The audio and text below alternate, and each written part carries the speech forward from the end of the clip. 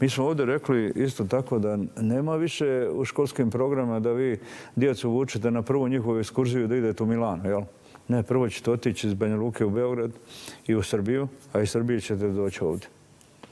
I nećete više to raditi. Ne zato što mi hoćemo da neke savremene trendove spriječimo. Ne, prvo ti tu, pa onda šetaj kod hoćeš. Vrijeme je da naučimo o svojoj otadžbini sve. Otidu u Leskovac, otidu vidi. I ti iz Banja Luke, ne, što su krenuo odmah Milano? Polako, otidu u Milano kad hoćeš, prvo ti tamo. Jel država plaća ekskurziju? Jel organizuje država ekskurziju u značajnom dijelu? Jel to plaćaju roditelji zajedno? Jeste. Jel najvažnija edukacija? Jeste, izvolite. U tim godinama je važnije da se edukuju nek da odu da kupi neku majicu u Milanu, je li tako?